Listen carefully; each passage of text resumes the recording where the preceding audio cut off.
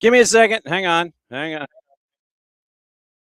Oh, hang on, hang on, hang on, hang on, hang on, hang on. Hang on, people. It's me. There we go. Hang on. Where am I? Where's my thing? Give me a second. Give me a second. Give me a second. Give me a second. Here we go. Only took me what? 45 seconds to figure it out. You're sitting there and you're trying to hit a button and it's over and then it's not.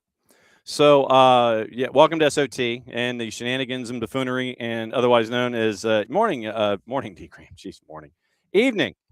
I'll get this figured out sooner or later. It's different rooms and different studios and different things, and so, yeah, sooner or later I will figure it out.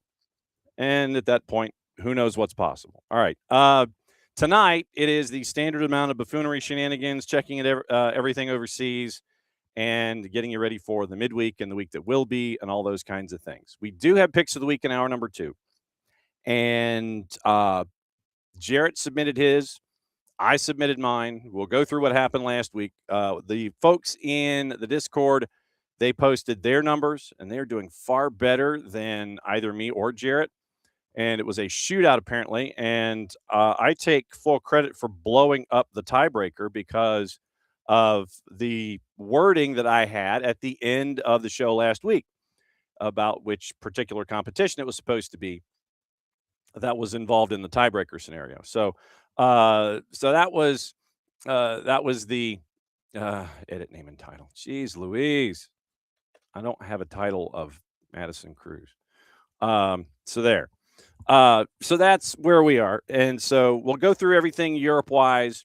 Real Madrid had a bit of a boo-boo today, and VAR and officiating had a larger boo-boo that was not looked at. And so we'll get into the situation with Spurs, and we'll talk about the Premier League to kind of start things off, and just let you know. Remember, it's a midweek, so if you have a fantasy team like me, figure it out and square it away, because God knows when we'll have the chance to fix our fantasy teams if we don't do it now. So hang on just a second. I think that'll work. All right. So that's the rundown. We're going to take a look at Europe, take a look at what happened at Old Firm, which was another round of shenanigans. And it looked like Martin O'Neill at the age of 74 was more than happy to play peacemaker and try to get between folks and try to sit there and stare and go, you guys don't want to take swings at one another. We'll look at the title race there. We'll look at what's going on in England. We'll look at what's going on in all the other leagues. And we'll take a peek at what's going on in South America, let you know what's going on in Argentina and Libertadores, and get you ready for Nino Torres's visit on Thursday. And we'll go through the group stage qualifiers. And if you do not have the opportunity, if you have not had the opportunity to look at what is going on with Libertadores, if you miss it here, you can always catch up with our friend Howard Hamilton, who's the head of Soccer Metrics, and listen to the Soccer Metrics Couple Libertadores show that airs here on the network when there are matches to be played and matches to see what's going on. So if you're into Libertadores, you can catch up with Howard and how he does things on a competition by the week basis. Sometimes he'll have more than one Libertadores show in a week. But it was crazy to think about it. When I posted the Libertadores show the other day, he has done 90 of those shows. I mean, he's behind Bart Keeler's pace, don't get me wrong. But the fact that Howard came to us one day, and I think it was at one of the joints at the Battery when we were all getting together. And Howard went up to Jason and was like, hey, can I do a show? Much like when Bart was interested in putting a show on the network, and it was something that hasn't been done in the U.S., still isn't being done in the U.S. And for Howard and for us, we're blessed to have him take care of that particular element of the soccer over their part. So if you're into Libertadores, listen to Howard's show. And Monday nights we'll talk about it and all the other things going on around. So we'll take it basically a continent at a time, and we'll start with England, and we'll work our way to South America, come back, and then at 9 o'clock, we'll get into picks of the week because, like I said, I have the grid right here, and there's a lot of X's and crosses and losses in here on it. So there you go. There's your focus on a lot of really bad handiwork from the week that was. So that is the rundown of the show. today. One note that happened in the Twitters before we started here, and I guess technically this would be an opening kickoff kind of a thing, presented by our friends at Black Pitch Coffee and blackpitchcoffee.com, if there was such a thing as an opening kickoff for soccer over there. Yuya Kubo's hanging him up.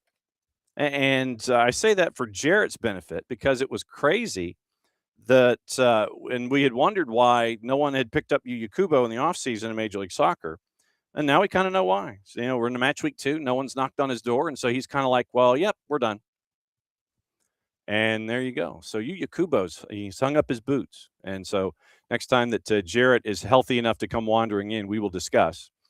And we will discuss the future of what's going on with Yuya Kubo and all of the things that are going on there. But as promised, we'll start in England, and articles are out about how bad it is right now at Spurs. Igor Tudor has said, I might get sacked, and that'd be the fourth firing. That'd be the fourth coach this year. So it's been Ange, then it was caretaker. No, it was Thomas Frank, then it was caretaker, then it was Ange, then it was caretaker, then it was Igor Tudor, and then that's where we are now. Literally, it is to that point. It is 4 managers in a year, and it ain't good. So you have gone through all of this with Spurs right now, and article came out in the Guardian where if things go bad, like relegated bad, for like the first time in almost 50 years, Igor Tudor has basically said, then it was, he was beside himself, I think. Post-match after the loss to Fulham, spoke of big problems. Someone asked him a question about formation, and he just kind of blew through that. So, attack lacking quality, midfield that cannot run, a defense not prepared to suffer to keep goals out, made fairly explicit that he thinks his players lack the requisite character, and pointed out how Fulham were better at reading the game, accusing his players of lacking brain. Basically, Tudor had said that they were like a half step slow, and Fulham knew where everything was going, and they had anticipated everything. And right now, Tottenham have just won 2 of their last 19 since they beat Everton back in October. Half a season, 12 points. Haven't won in 10, lost their last 4, 5 points worse off than they were after 28 matches last year. But you already knew who was getting relegated at this point last season. And so right now, you are the defending Europa League champ. Remember Ange Postecoglou? Remember that? You're like, yeah, but now you're going 4th in the Champions League phase.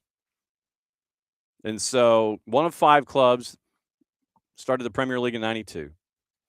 Injuries, and this is what I did not know about Spurs and how bad it was.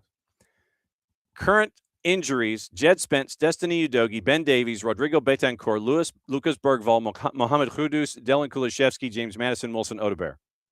Christian Romero is serving the 4-match suspension for the red card he got against Manchester United. Solanke and Raghu Dragoshin are fit, but they've missed large chunks of the year. So that's 1, 2, 3, 4, 5, 6, 7, 8, 9 out on injury, 1 on a 4-match suspension, 2 coming back from injury. So it's like 12 dudes. And you really didn't spend a whole lot of money in piecing this thing together. And then when you did, it was in places that you now have folks that are injured, like, Dominic Solanke. And you're now trying to figure out how to get out of that mess. So if Spurs go down worse than the relegation in 1977, it was reported, or at least in the op-ed piece that was produced by Jonathan Wilson over at The Guardian, it would be worse and more shocking than Manchester United in 1974.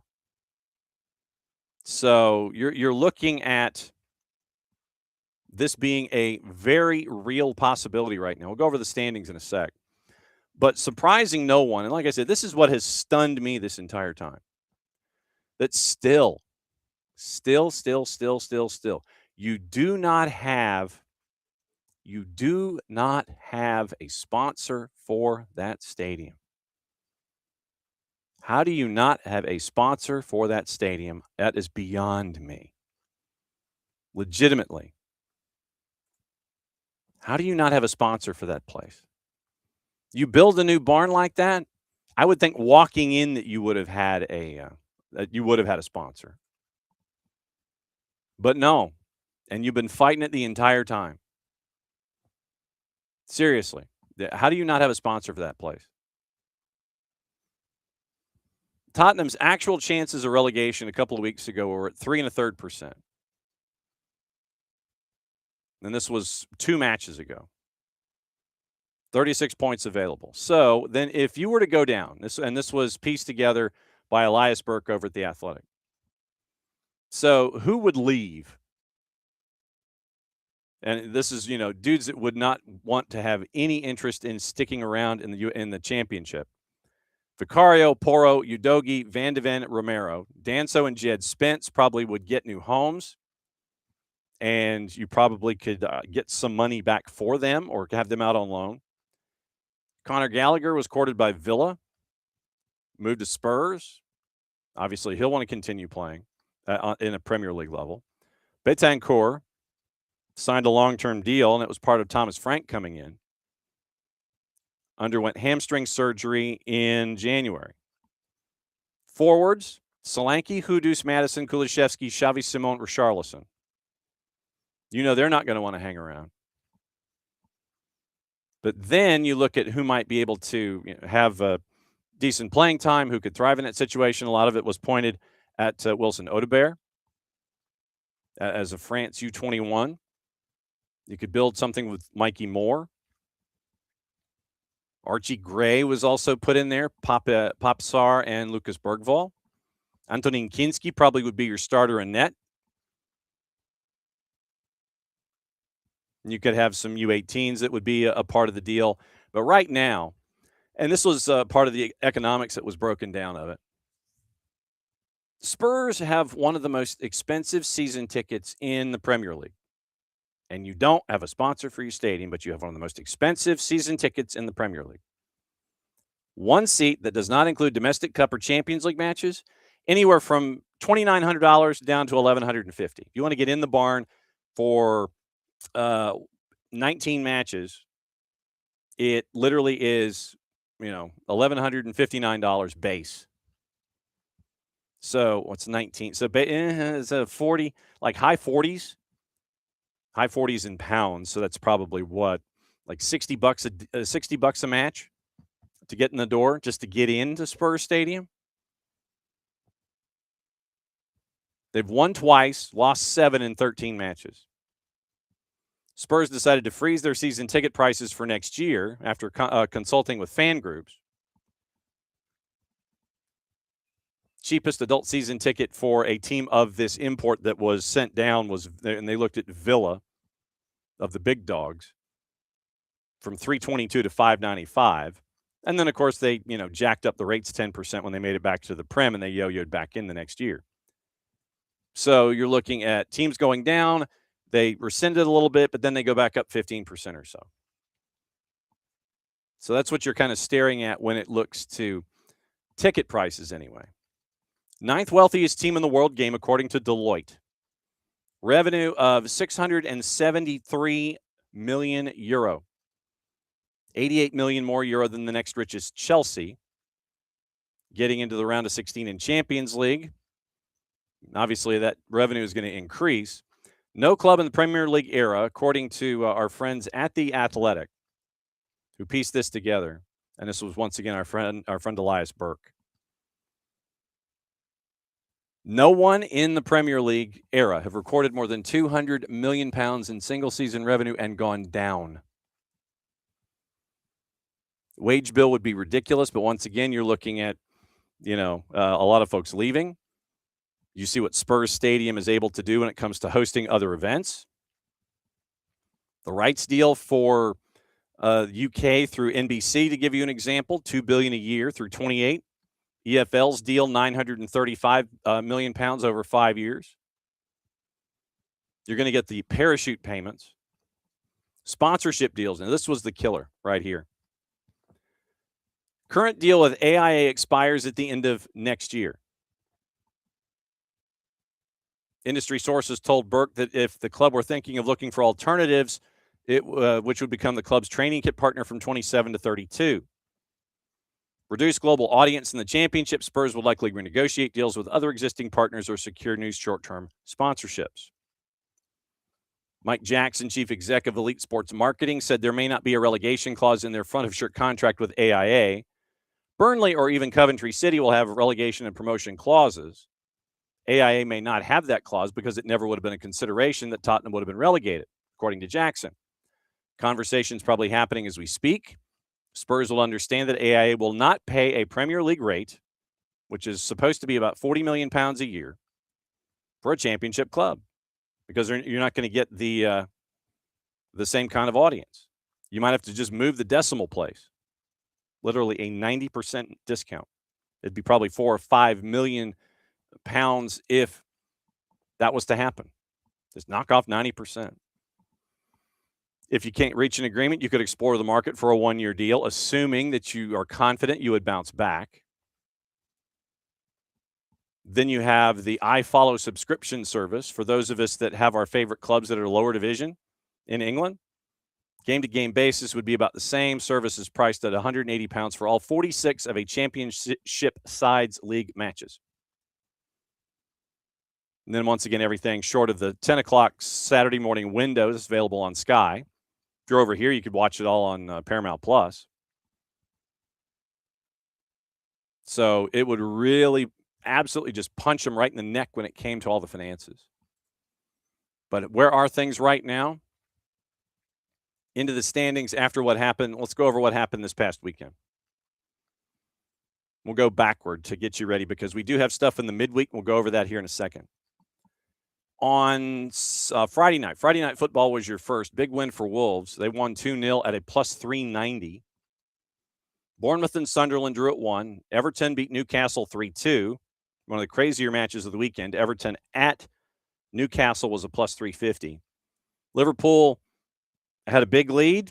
West Ham came storming back. Liverpool put the pedal down. And Arne Slot has said that he doesn't enjoy watching other Premier League games. But Liverpool hung on to win at a minus 238 at 5-2. So let me check this real quick. There are 2 matches back-to-back that we could get into at a plus 6.5. So the over-under of 6.5 with Liverpool and West Ham. Any precedent for a team who's qualified for the World Cup to not participate? We'll look into that because I know where you're going. We've got to keep an eye on that too. Over-under of 6.5 was a plus 1,200 for Liverpool and West Ham for 6.5. So you got to keep an eye out for those kind of bargains. And then the crazier game of the weekend was Burnley and Brentford. Brentford had a big lead. Burnley comes all the way back. Brentford scores to go up ahead 4-3. Harvey Barnes thinks he scored to make it 4-4. We could have gotten into this with Bart this morning on Calls and Cards, but the eventual, what they thought was going to be the game-tying goal at Turf Moor was called back by VAR, and then Brentford goes on to win it 4-3.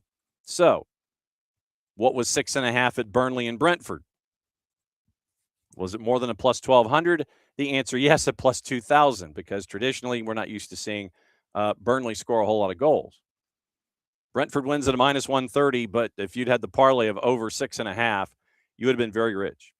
Manchester City, goal on the board, beat Leeds 1-0. Erling Haaland did not play at a minus 137.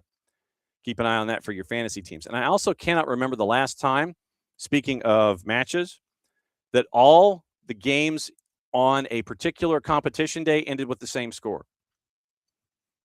Manchester United over Crystal Palace, Fulham over Spurs, Brighton over Forest, Arsenal over Chelsea, all were 2-1.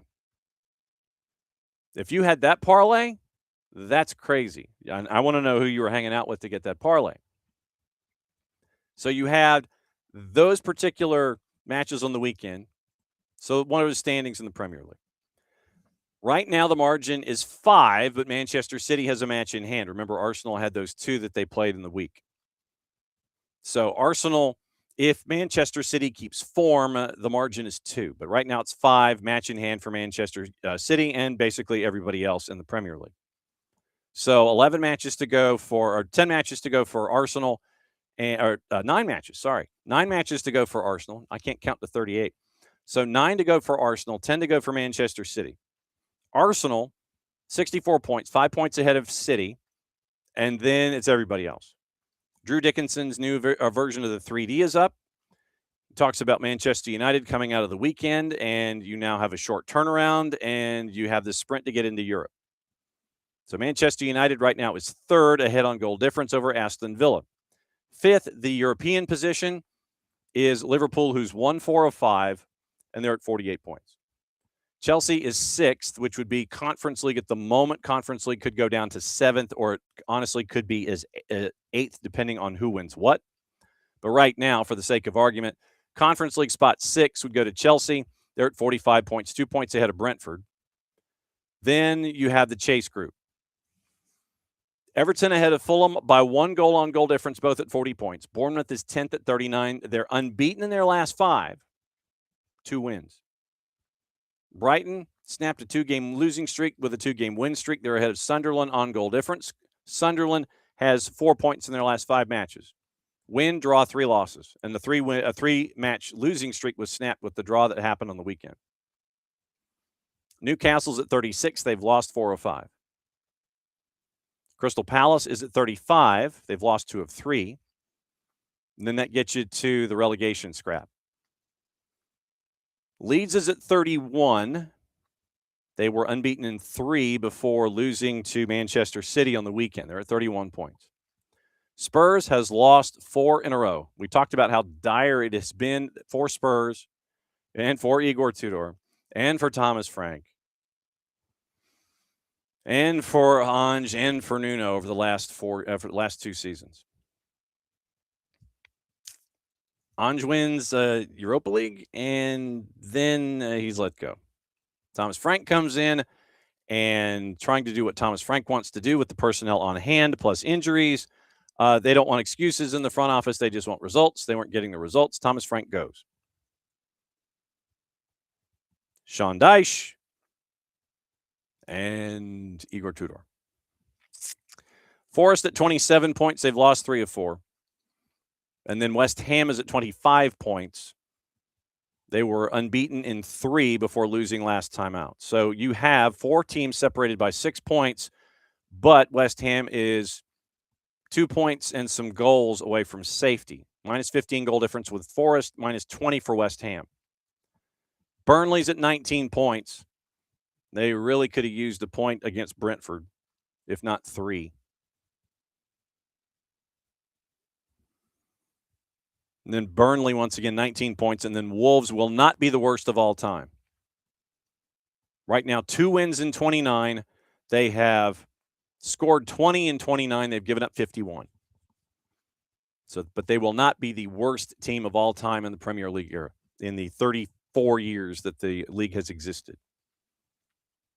So that's where you are. So literally you have race at the top, race for Europe, relegation fight. Everybody has, unless you're Wolves or Arsenal, everybody's got 10 matches to go. Like I said, if you want Drew's perspective on Manchester United, you can get that on the 3D. So that leads us into the midweek, where you have things going on. You have 4 matches tomorrow, and you have 5 matches on Wednesday, and you have 1 match on Thursday before the FA Cup weekend kicks in. And that takes center stage, and then they come back once again on the following weekend, 14, 15, 16. So here's tomorrow. Bournemouth and Brentford, middle of the table, nice one. Bournemouth is a plus 150. Brentford is a plus 179. Your draw is a plus 260. Everton at Bramley-Moore Dock, big favorite at home, a minus 169 against Burnley, who's a plus 500. Leeds a minus 108. Hosting Sunderland at plus 340, draws a plus 250. All those are at 2:30 tomorrow afternoon. Wolves and Liverpool is at 3:15. Liverpool massive favorite at a minus 204 at the Molineux. Wolves are a plus 550. So then on Wednesday, you've got 4 at 2:30. Villa is a plus 170 hosting Chelsea, who's a plus 154, draws a plus 280. Brighton, big underdog at a plus 440, hosting Arsenal at a minus 154 and draws a plus 309. Fulham is a plus 104, hosting West Ham at a plus 270. Draw is the same. Manchester City hosting Forest. Manchester City a minus 244, hosting Forest, who's a plus 650. And your draws a plus 425. Newcastle at 315, plus 160. Manchester United a plus 163. And your draws a plus 290. Then on the 5th, which is Thursday, Spurs plus 135 hosting Palace at a plus 210. Your draws a plus 240. So that's your midweek, and then FA Cup, and then we'll take a peek at that. So that's what you're getting into when it comes to England and all of the things and that kind of a discussion there. So Ricky had a question wanting to know, and we'll have to workshop this. So we'll have to think of situations where it might have happened in the past. Is there any precedent for a team who's qualified for the World Cup to not participate? So with that question to the floor, let's workshop it. And we'll check in with, has there ever been a team qualify for the World Cup and not participate? So let's see if there's an answer. Do we have this? No, not in qualifying. No, I don't want a qualifier. Okay, so India Times will go here, obviously, with what's going on. So someone actually did an Instagram post on it. History shows withdrawals have happened before. The most chaotic tournament was 1950 in Brazil. Several nations chose not to enter the qualification. After qualifying, Turkey, Scotland, and India pulled out before the tournament began. The main reasons were high travel costs and player registration problems. FIFA invited Portugal to replace Turkey. Even though Portugal had lost to Spain in qualifying, Portugal declined the offer, saying travel expenses were too high. France also withdrew after qualifying, again because of travel and scheduling concerns. FIFA approached Portugal once more. They refused again. In the end, the tournament went ahead with only 13 teams instead of 16. You imagine those conversations? Yeah. Are you sure? Portugal? Are you sure? Are you sure about this? Yeah, are you sure? It's like, nah, fam, we're good. And then FIFA goes away and they kind of ask some other countries. And then, are you sure? Portugal, are you sure? We come back to ask again. Are you sure, Portugal? Portugal's, yeah, fam, we're good. Yeah, we're good. So here's what else has happened in this. And this is not, and that was not the only one. That was not the only one. So 1938, obvious reasons. Austria qualified, withdrew after the country was annexed by then Nazi Germany. FIFA did not name a replacement. Sweden, who was Austria's scheduled opponent, advanced directly to the next round. So basically, Sweden ended up getting a bye in 1938. 1934, defending champ Uruguay withdrew after several European teams refused to travel to South America in the FIFA World Cup 1930. 1966, African teams boycotted the qualifying rounds after only one combined spot was given by FIFA for Africa, Oceania, and Asia. And so, obviously, as of right now, Iran is scheduled to compete. One Asian qualifying at 26 points. UAE finished third in the same group, missed out on the playoffs. Iran is set to face Belgium, New Zealand, and Egypt in Group G. Planned matches in Los Angeles and Seattle. Mehdi Taj, and this came out earlier today. Mehdi Taj, the head of Iran's Football Federation, has expressed uncertainty, indicating after the recent attacks, difficult for the country to feel optimistic about participating in the World Cup, according to comments reported to the AP.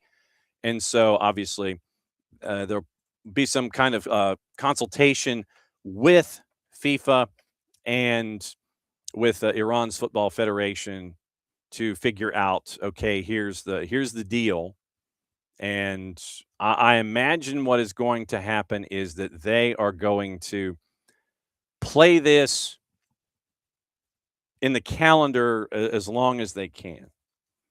Henry Bushnell had an article that came out very, very early this morning, our time, before we went on the air. And the U.S. government, according to Bushnell, had already barred Iranian nationals from traveling into the United States, though with an exemption for sports teams. Bushnell obviously says that would restrict Iran's participation.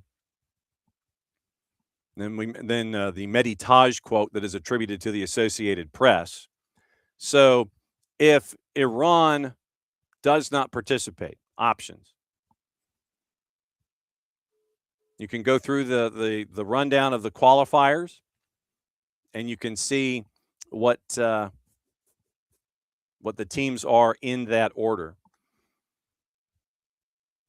Bushnell, and he goes into Article 6 of FIFA's regulations, addressing cases of non-participation, but Bushnell says, but with little specificity. Regulation 6.5 addresses force majeure, irresistible force, unforeseen event. Quote, if a participating member association withdraws or a match cannot be played or is abandoned as a result of force majeure, the authorized FIFA organizing body, including the Tournament Operations Center, shall decide on the matter at its sole discretion and take whatever action is deemed necessary, end quote. Regulation 6.7. If any participating member association withdraws and or is excluded from FIFA World Cup 26, FIFA shall decide on the matter at its sole discretion and take whatever action is deemed necessary. FIFA may decide to replace the participating member association in question with another association. So Bushnell says that FIFA then would essentially have two broad options, either by choice or force. This is his writing. FIFA could cancel Iran's games, tweak the rules to treat Group G as a three-team group, or it could replace Iran with another nation's team, finding that replacement complicated by timing. And obviously, Bushnell reminds us about, since we're basically a little over 100 days away from competition, unlikely that Iran would have clarity anytime soon. So then you look at replacement teams. Iran qualified, winning Group A. Uzbekistan got another automatic berth. Third and fourth place teams are the UAE and Qatar. They went to a fourth round. Qatar ultimately secured qualification. The UAE lost in a playoff to Iraq, who with that win earned a spot in another playoff, the Intercontinental, which is slated later this month for Mexico, the country of Mexico. Iraq is going to face either Bolivia or Suriname on March 31st, noon on today. If Iraq wins that playoff, the UAE would presumably be next in line as a potential replacement for Iran. If Iraq loses, then either Iraq or UAE could be chosen. Or FIFA would look outside Asia. It could choose the Intercontinental playoff loser, Bolivia or Suriname. And under FIFA's rules, as we mentioned in Regulation 6.5 and 6.7, pretty much can do whatever it wants. So FIFA can look at it from a couple of different directions. But that's what you're staring at immediately is FIFA has two regulations they could refer to. Force majeure leading into FIFA using their own discretion in their own timetable to figure out, okay, I need a new participating member association, and then they decide who that is, and then we gave you the options as to what road they could go down to determine who it could be if it gets to the point where Iran and Minister Taj feel that participating in the tournament is a non-starter. So that's kind of where we are at the moment with participation, regulations, and what roads can be gone down by FIFA as we continue to watch what's going on in the Middle East. So that's your World Cup date involving who might be, who might be, who could be, and what FIFA could do to determine who would be filling in those spots. So that's that's what you're looking at there. So yes, there is a history of teams not participating for whatever reason. No, we don't wanna, or what have you. And then you go from that movement forward. see what it looks like. So it is it is how do we phrase? It is something that we're going to have to keep an eye on, obviously, but we'll keep an eye on it and see what happens there. But yes, Ricky, there is precedent for not competing. Some countries soar at other countries who are hosting, and so you didn't come to ours, so we're not going to come to yours. Then there are some attached to wartime, and then you had teams that were mad about numbers of qualifications and things like that. But yes, obviously we have to keep an eye on the situation involving teams that have qualified so far and where they would fit in the next 100 days or so, or really the next 80, maybe 85, to determine, okay, who's interested? Are you coming? What's the deal? What can be made from a what you call it? A contingency. What contingencies are there going to be made available? So, who's coming? You probably have to fish or cut bait 30 days out.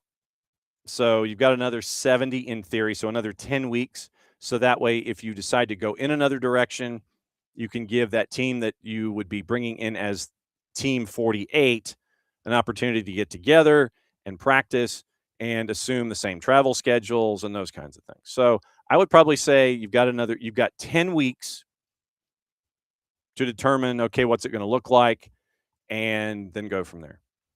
So the next 10 weeks. So we'll have 10 more weeks with anything and everything going on there.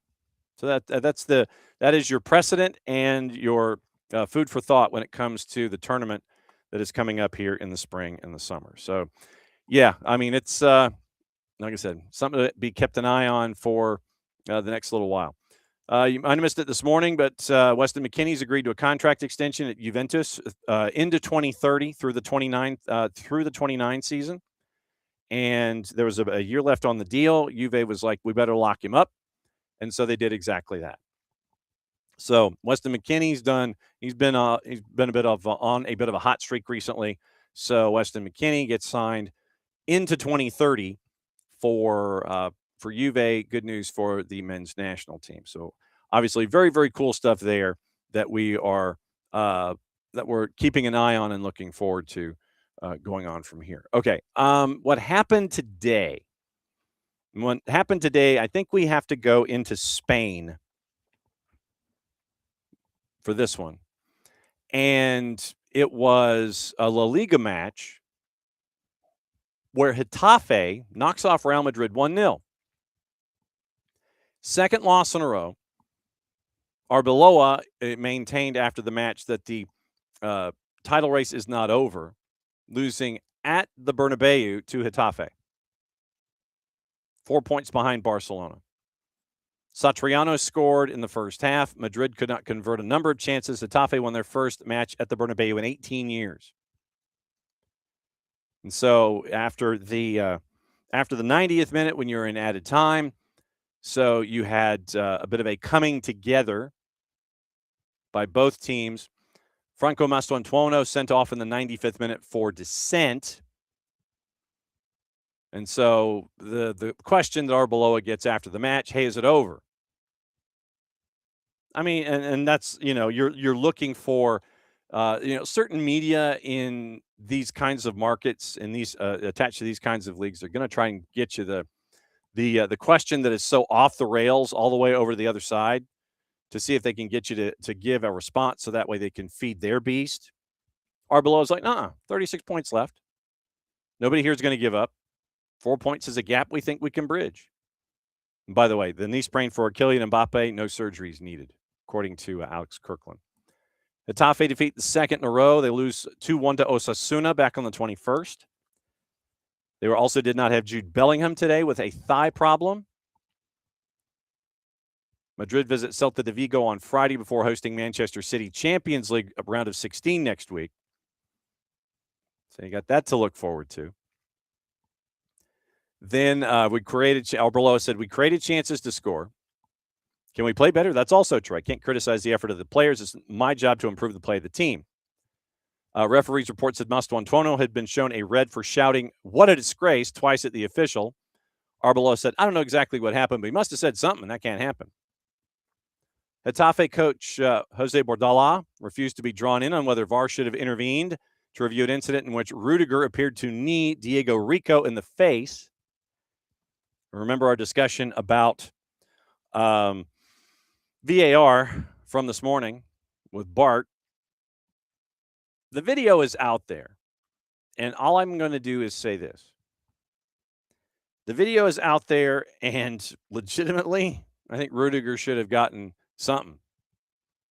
Because literally he knees Diego Rico, and I love the wire copy. Appears to knee the visitors Diego Rico in the face. Now he did it. He did it. That is easy. That is an easy one to sit there and look at. I'm gonna dial it up real quick, but I'm not going to share it because I don't want to get us to any kind of trouble. So if you look at the Rudiger Roja, okay, so you end up with a moment late. Players on his back. It was Lewis. Was it Lewis? Oh, no, it's not the first time. Okay, so it is. Okay, so in the 25th minute, player was taken down for Getafe, sliding on the turf. Rudiger goes down with his left knee onto the turf and then takes the same left knee after making impact with the left arm of the player. And then literally and I'm going to try and describe this. I'm going to try and describe this as neutrally as I can. So it's out there. 25th minute. Player goes down. Rudiger takes his left knee, hits Rios in the jaw with it on the way down. I need the taller angle. So Rudiger sees Rios is down, and so he's trying to, I don't know what he's trying to do, stop Rios from moving. So Rudiger goes down with his left leg pins the left arm of Rios down, and he hits him in the left side of the face, hits him in the left side of the left jaw, with his left knee, climbs over after the impact is made on Diego Rico. So left knee, pins the left arm for Rico down, hits him in the left side of the face with that knee, literally tries to pin him in place, and then as he tries to scale over the top of him, I would say that the first impact where he hits him on the jaw is tougher, but yeah, he takes his padded knee and shin and kind of grinds it a little bit. And once again, this is slowed down, and I've seen this about 15 times, and I'm trying to describe it to you. But yes, Rudiger pins Rico's left arm down, hits him in the left side of the face, then picks his left knee up again and grinds him almost with his shin pad and his knee from the same left knee. Kind of grinds him and kind of plants it on Rico's face, jams him back down to the turf a little bit, and nothing.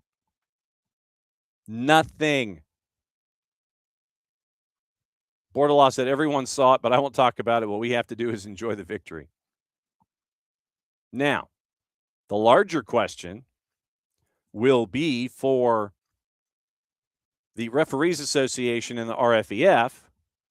Are you going to look at that moment, and are you going to retroactively punish Rudiger for what he did to Rico? We will see. Now, this is one where you really need an inside the VAR studio for La Liga. I want to know what the discussion was in the ear of the center ref with that moment in the 25th minute. I'd love to know. I would love to know what that was. If there was anything there with Rudiger, which there was, but I want to know what the booth thought about it, and I want to know what the AR thought about it, and I want to know what the center ref thought about it. It makes you wonder if in La Liga it's like it is in Major League Soccer, where you have a designated pool reporter who gets to ask the center ref a question about an event in the match. Who was the pool reporter at the Bernabeu today? Probably someone for the home team. He's like, nah, I'm not going to ask that question. I'm not asking that question. That's a silly question. So that would be the biggest stumbling block for me in this. A, is there a pool reporter for Spanish La Liga covering media? Is he a reporter in Madrid? And would that reporter basically block the notion of asking the man in the middle about why this wasn't adjudicated one way or the other? But yes, Rudiger takes his left knee, pins down Rico's left arm, then hits Rico with that left knee in the left side of the face, like right, literally on the jaw. Then, as Rico is going down, Rudiger tries to almost stay on his feet, but he uses Rico's person as a brace, basically. Takes his left leg and he kind of brushes with the shin pad across Rico's face. No foul, no call, no nothing. So keep an eye out for that. Inside the VAR studio in La Liga. That would be interesting. Keep an eye on the Finalissima and where it's going to be played. Obviously, once again, as we're discussing things in the Middle East, Finalissima is set to be played in the Middle East, scheduled for the 27th in Doha, Qatar. Traditionally, the game with the European champs and the Copa America winners supposed to be at the Lusail. The Qatari Football Fed postponed all tournaments and matches until further notice. Argentina were also scheduled to play Qatar in a friendly on March 31st. CONMEBOL and FIFA have yet to make any official statements regarding what might happen with the match, possible change of venue, and neither the Spanish nor the Argentine football federations have said anything either. Spain coach Luis de la Fuente believes a change of venue would be the best decision. Talking to RNE Deportes, the solution, as I understand it, would be to find another venue if possible while the matches can't be played there.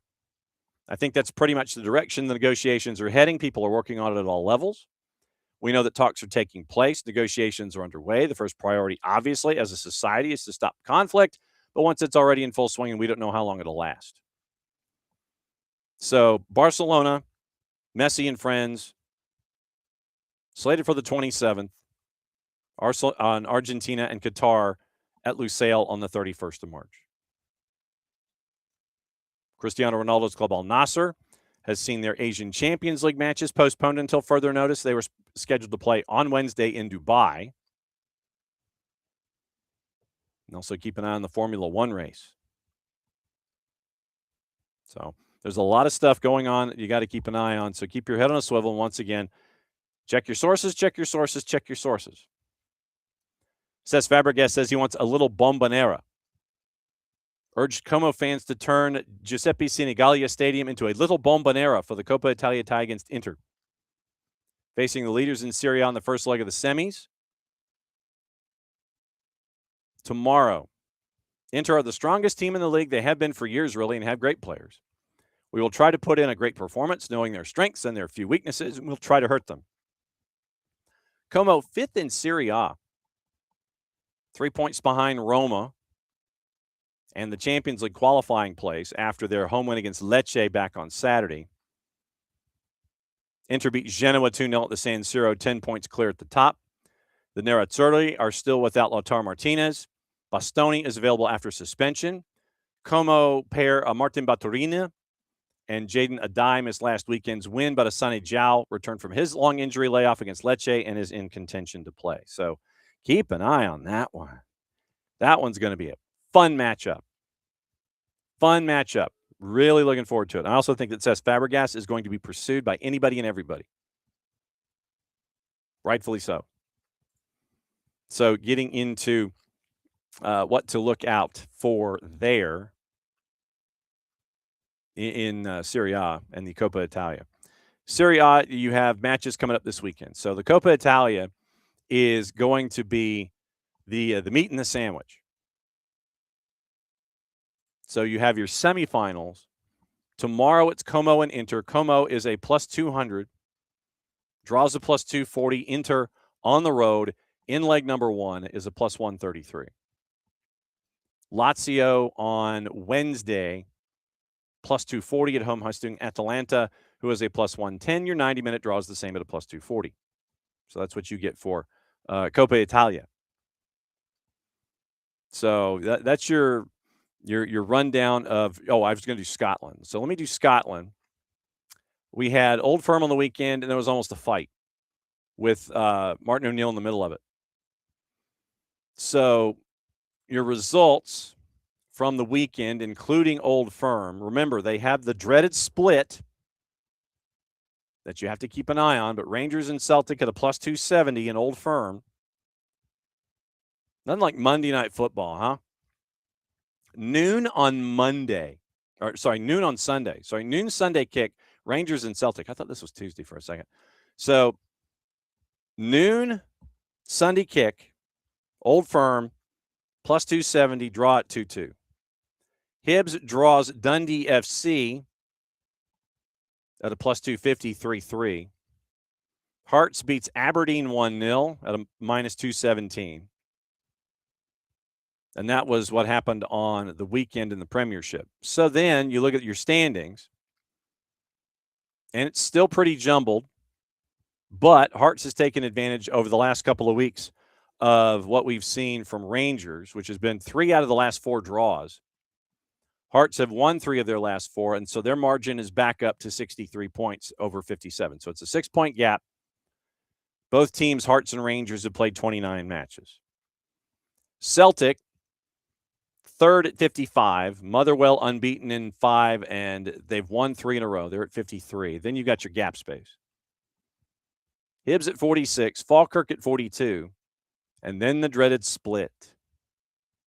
And unless something happens, Aberdeen is going to be in the bottom half. Aberdeen is going to be in the bottom half of the split because they are 13 points away from Falkirk and would have to fix their goal difference to get considered. Dundee is at 30 points. I mean, literally, it is a stark difference.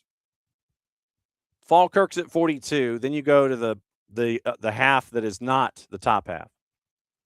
Dundee's at 30. Aberdeen's at 29. Dundee United is at 30. Dundee FC is at 28. Aberdeen, by the way, has lost 4 of 5. St. Mirren is 10th at 24 points. Kilmarnock is 11th at 21. Livingston has only won once this season. 11 and 17. 17 losses in 29. They've drawn 11 times. Won only once. They're at 14 points. They've drawn their last 3. So if anybody wants to try to make a rush to the top half before the dreaded split happens, you got to get hot quick and not lose anything between now and decision day. Dundee United 12 back. Aberdeen 13 back. Dundee FC 14 back. So that's your dreaded split in Scotland. Aberdeen right in the middle of it. And so who knows if they're going to make it up to the upper half. One of these days we'll have Jarrett come back on and talk about the split and find out what he really thinks about the split. I'm just saying. But now it would be, Hearts right now. If Hearts won the league in Scotland, that would be crazy. Absolutely crazy. So Hearts, Rangers, Celtic. But really, Hearts plus 6. Rangers, Celtic, Motherwell all separated by 4 points. Hibs at 46, Falkirk at 42. I think Falkirk is safely in. Let me find out after what week. Split, schedule, Scotland. So let me see if they let us know the win. WHEN. So as of Scotsman.com, the final pre-split fixtures take place on April 11th. This was at the beginning of the season. So let me get something that's a little faster, more up to date. So, yes, that was when it happened. ScottishFootball.info. One team gets 20 home games, one team will get 18. 25th season where post-split fixtures have been played, curtailed early 1920 due to the onset of COVID-19. SPFL determined the post-split fixtures, balancing a range of guidelines to arrive at an optimal solution, according to our friends at ScottishFootball.info. 25 seasons, Aberdeen, Celtic, and Motherwell have been ever present in the top flight.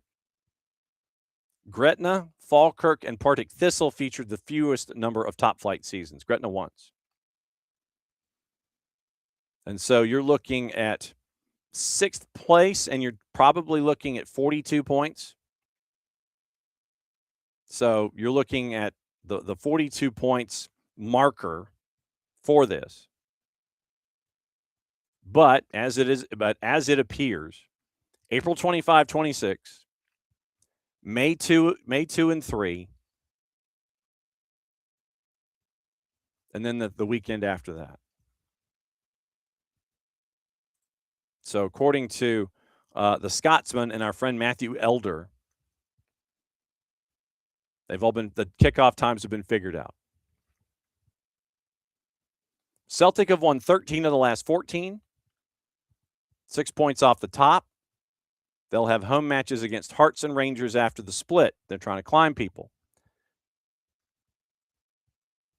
SPFL confirms final round of the top 6 matches taking place Saturday, May 16th. All games kicking off at 12:30. Bottom 6 played on Sunday, May 17.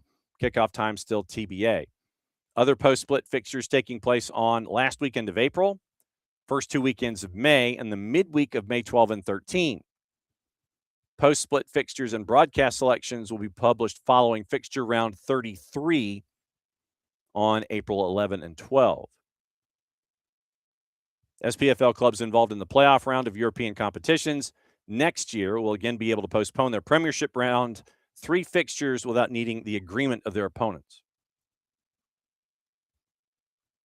So what you're looking for, April 25th. Stop it. So April 25th, May 2 and 3, May 9 and 10, midweek, May 12 and 13. So that's your breakdown of the Scottish Premiership and the dreaded split. Used to prevent the need for a 44-game schedule. Where's the split here? Financial disparity, notes, scores, clubs, competition format. Okay, so contained 12 clubs since the 2000-2001 season. This is the education about the split. Longest period without change in the history of Scottish football. Split in 2 phases. Used to prevent the need for a 44-game schedule based on playing each other 4 times. Format was used in the Premier Division mid-'80s, early '90s. And now they think that it's too high a number of matches for a season. First phase, each club plays 3 matches against every other team, either once at home, twice away, or the other way around. After the first phase, by which time all clubs have played 33, top 6, bottom 6. Each club plays a further 5 matches, one against each of the other 5 teams in their own section. Points achieved during the first phase of 33 carried forward to the second phase, but the teams compete only within their sections during the second phase. After the first phase is completed, clubs can't move out of their own half, even if they get more or fewer points than a higher or lower ranked team, respectively. So, say Dundee, for the sake of argument, say Dundee United gets on a heater, but I mean, right now they only have 5 matches to figure out. I mean, they've got to win their last 5, basically. Hope Falkirk falls on their face to get in. I mean, Aberdeen has 5 matches. They're after match week 28 right now. Everybody, for the most part, is done at 28. You do have 2 in the current upper half and 2 in the current lower half that have played 29. So 5 matches or 4 left to figure out your final spot for the split. And if you end up with, you go to the split and then you win 13 out of a possible 15 points in the final 5 matches. So you get 13 points added to your total. As of right now, it still wouldn't be enough to take over Falkirk, considering all they would need to do is get 2 points. But literally, if you got on a heater and you were in the bottom half, you could not surpass the team in the upper half that might have lower points than you. It's just the fact that what you did in this half of the season helped you out to be the number 7 team as opposed to hopscotching in the middle of the competition to get back to being number 6. So there are 5 or 4 matches remaining to determine the dreaded split in Scotland. We'll see what it looks like. But right now, Hearts 6 points clear. Celtic 2 points behind Rangers.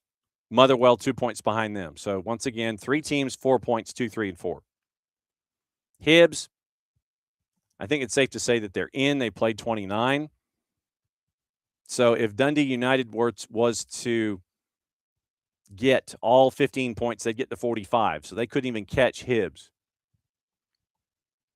Aberdeen's the same way. If they were to get their 5 matches in, they'd finish at 44. Wouldn't help.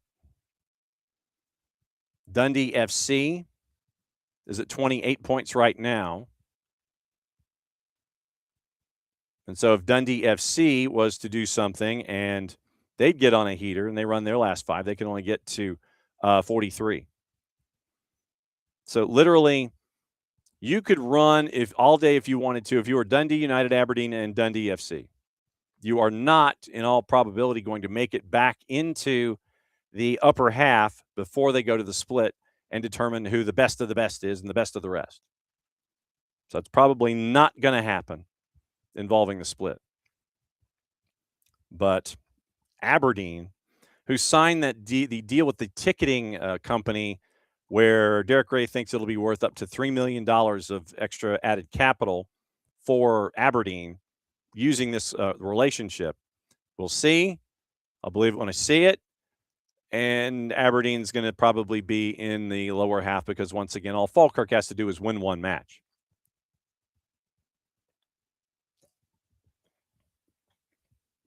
Falkirk wins 1. They're at 45. Dundee can't go any higher than 43. Aberdeen can't go any higher than 44.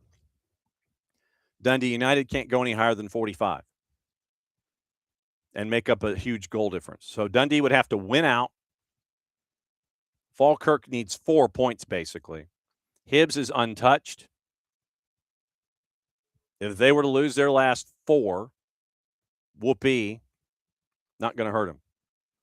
So we kind of know who's in for the most part. So you're going to have your jockeying for position and trying to figure out, okay, what's going to happen when you get Old Firm again or Hearts, Hearts going up against Rangers and or Celtic having to run through that gauntlet.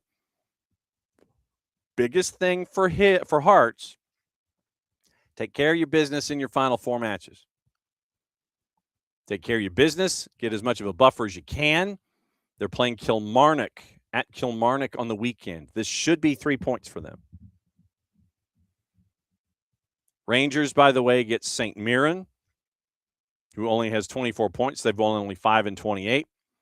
Celtic gets Aberdeen. And Dundee FC gets Motherwell.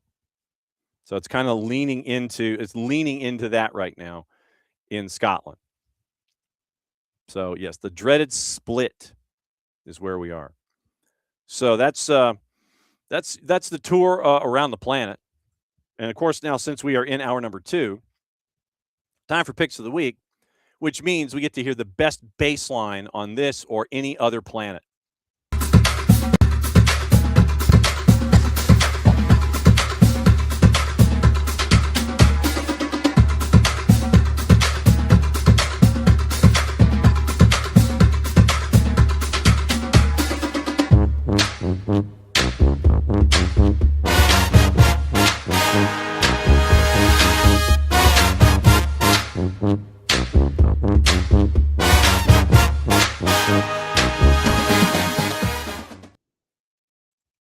And you hit the right button, and this is what happens. All right, so Picks of the Week. Absolute Picks of the Week. Now, here's what happened last week. Last week, you ended up with a bunch of matchups, and I won here because Jason and Nick and everybody else has kind of just decided what Jason is going to plan, I think, toward the end of the regular season, I think, on the other side of the World Cup. He's going to do kind of like the sprint schedule for us. But until he gets there, Jarrett and I are just going to still compete, and anybody else that wants to continue to try and win on our end. I won. So I won, and there's my promo. Jarrett had a miserable week.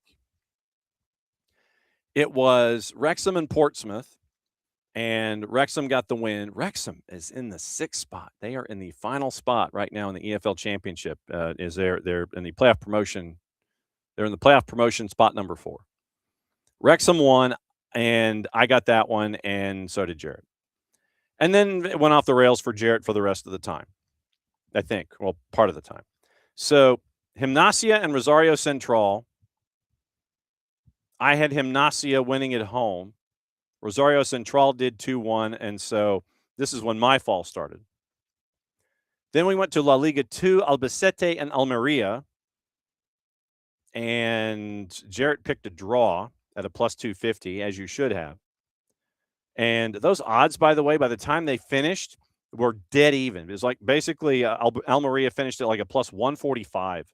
We had it at a plus 170 because we have the show now instead of later. And Almeria ended up getting the draw. But once again, they were a plus 145 to win by the time the match was getting ready to be played. So Jarrett didn't get that one, and I didn't either. Then our second LPF match, River Plate and Bonfield, I thought it was going to be, too much angst for everybody at River.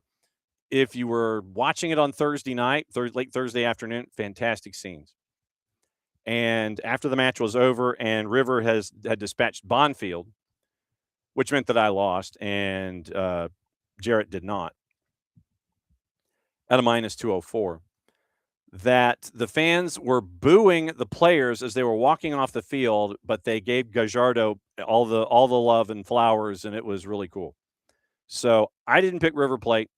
Jarrett did, and so he continued. Then you end up with Ligue 2, Red Star and Le Mans, and that was fun to learn about those two last week. I had the draw, as did Jarrett, at a plus 210.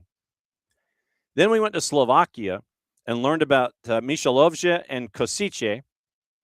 And I had a draw to plus 250. I think Jarrett did too. And so we both lost because Kosice, who was the underdog in that match, won on the road 2-0. And then Liga Portugal, Vizela and Chavez, finding out about them. Vizela won a 5-goal thriller, 3-2. I had draw. Jarrett did not. And so in Major League Soccer, wrapping up the last one, Messi and friends going to Orlando, winning for the first time in 7. And it was 2-0 Orlando, and everybody's kind of going like, uh-oh.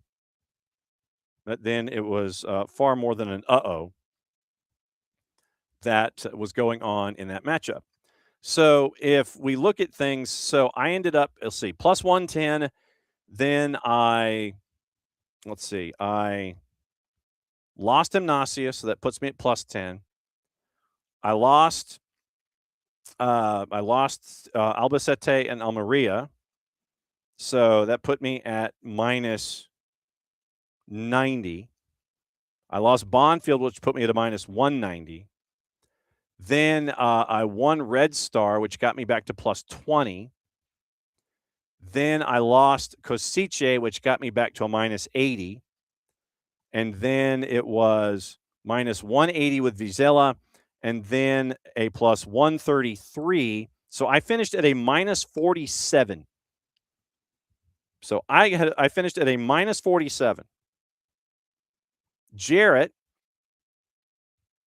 goes Wrexham, Rosario Central, so he's at a plus 10. Loses Albacete and Almeria, so he's at a minus 90. Then he won River Plate. Then that got him back to plus 10 because it was a minus 204 when we talked about it. And then Jarrett got the win with the draw, so he was at a plus 220. Then he lost Kosice, so he was at a minus 20, or minus a plus 120. Then he got Vizela. So Jarrett won last week. So good for Jarrett. So Jarrett was at a plus 160, and then he had a plus. So Jarrett had a plus 293. So Jarrett wins at a plus 293, and apparently I screwed up the tiebreaker, because apparently some folks in the Discord went with Major League Soccer and other folks went with the Premier League. So Jarrett won the week, and huzzahs to Jarrett for winning the week. And so now it is time to go with the new round. And here's what we're going to do. Now, the question actually, I got to check. Let me do the Discord first. Let me go to the Discord and break down their week, because I did get sent the numbers. So it was Bam winning this week in the Discord. So Bam gets the huzzahs and hoorays. 1,291, 30 points ahead of Ricky, and no one got the prop bet. So now, 4-card, it looks like. So 4-card has closed the gap. So Ricky had, so it was a 30-point difference between Bam and Ricky. Bam won the week at 1,291. Ricky had a plus 1,261. Ricky in the rankings is now a little over 1,100 points, 1,118, I think. So let's see, 8. Yeah, I think it's 7. Oh, 1,030, 1,178 points ahead of 4-card. So Ricky's at plus 7139. 4-card is plus 5961. Then you have Will Secord at third. He's about 300 ahead of Bam and almost 500 ahead of Hutch. And then you have the second group. Turner is at 3,000. The OG is 56 and 23, 79 points, or 57 points. Wait, 56 and 23, 79. The Soccer for Good OG is 79 points behind Turner. And Kefsey and Cody are in a fight. Kefsey is 244 points ahead of Kefsey. Pars, Ropes, and Jordan did not participate, because I think Jordan is probably still stuck in the airport in St. Louis. So that is the rundown of where we are. Now it's 1,178, and apparently OG is going to cheat off of Ricky's paper. And so that's where we are heading into this week. So now let's take a peek at what we are looking at this week. Now, here's what we'll do. And obviously, we got to start it. We got to start it tomorrow. And so 1, 2, 3, 4, and then those other numbers that follow. Now, all right, so Tuesday. Let's see what we got here on Tuesday. And we can do a couple different things. We can go to the Premier League and do Bournemouth and Brentford. Bournemouth at the Vitality is a plus 154. Brentford a plus 170.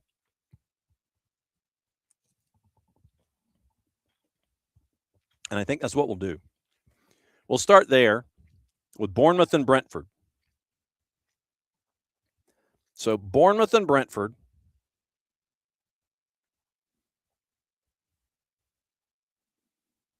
Bournemouth the plus 154. Draws a plus 260. Brentford is a plus 170. And I'll go with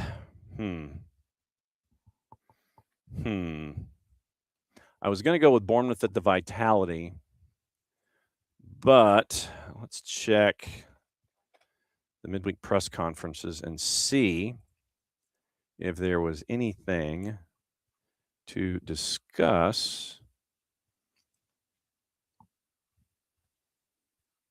So Alex Scott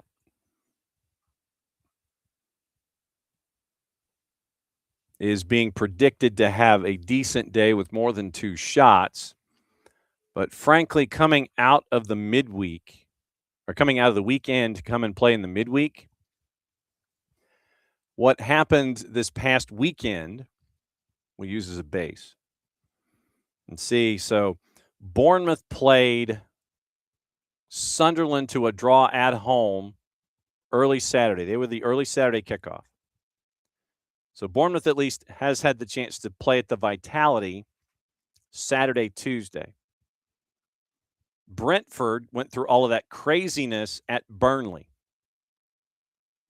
So I'm leaning Bournemouth here just because of the draw with Sunderland at home and then Brentford having to go through everything that they went through and having to go on the road again to play at Bournemouth in the Vitality tomorrow afternoon at 2:30.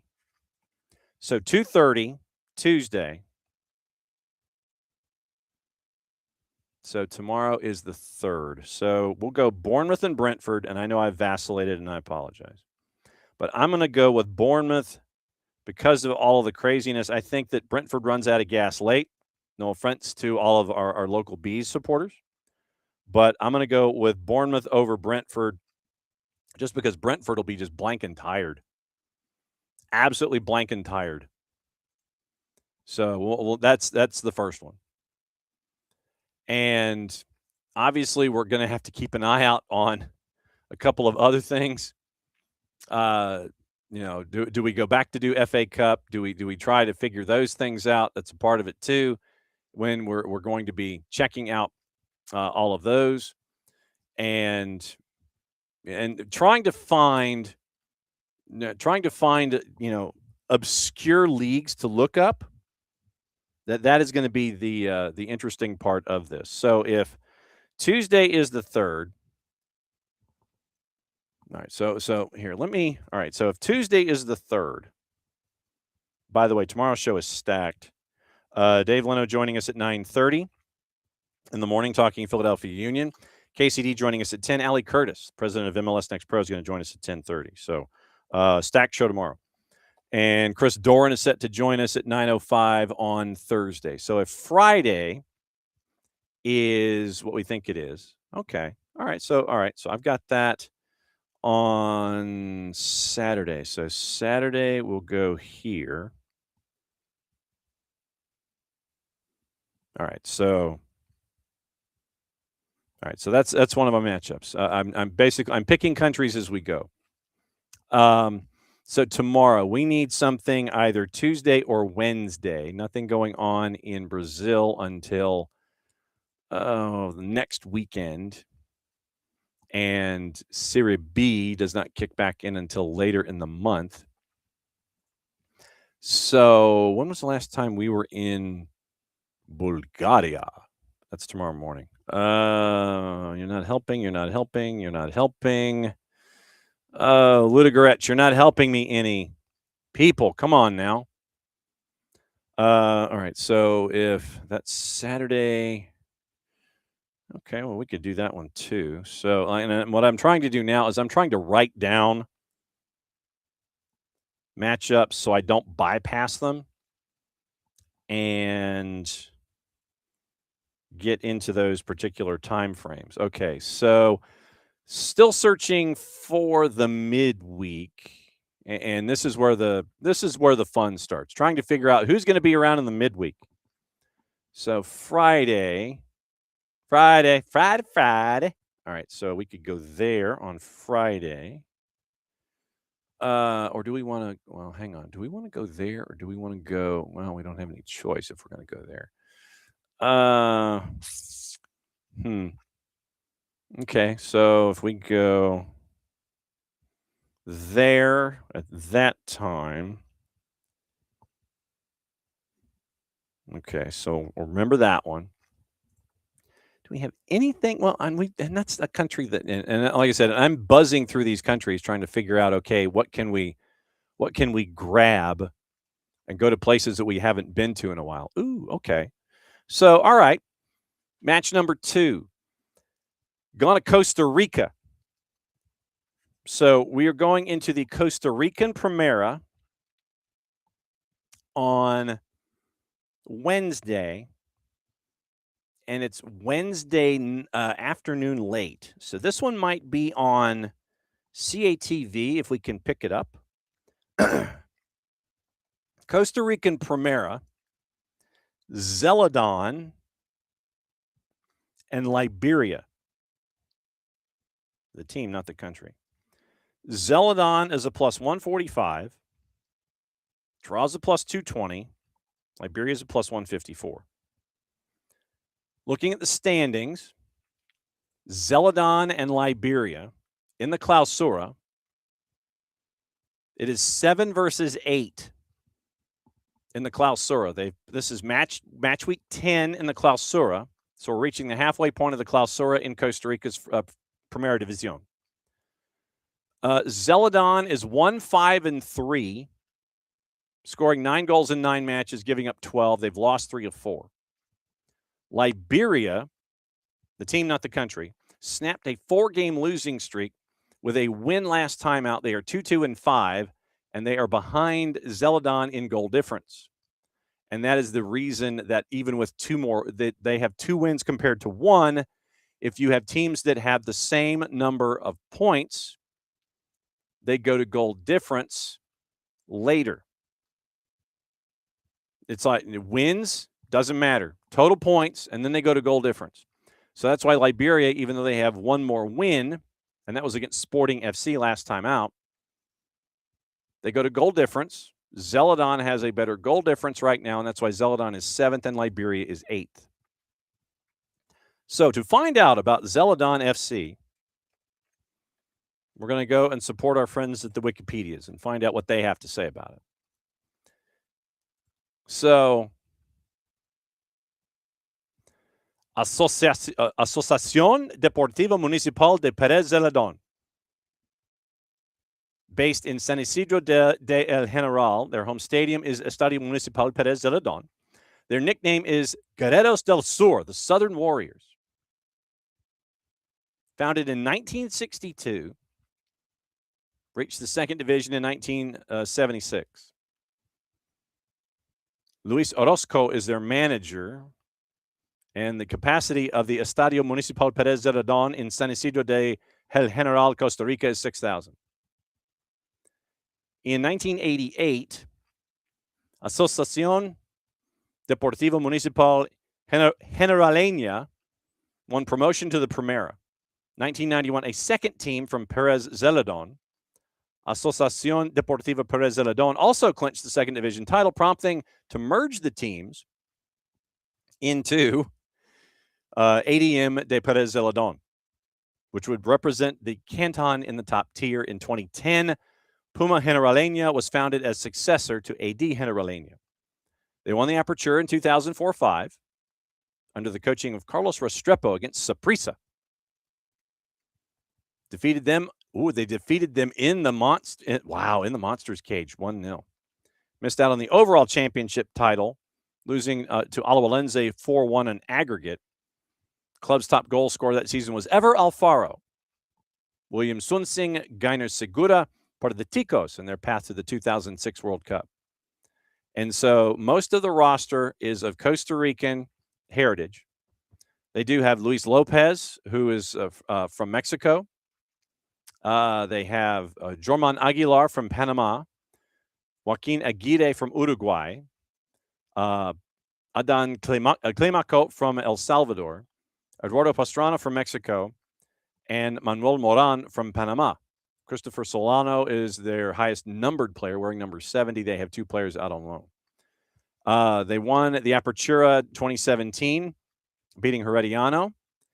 And back then, it was Jose Jacone Garita who was the coach. And so, Pérez Zeledón, that is what we know about them.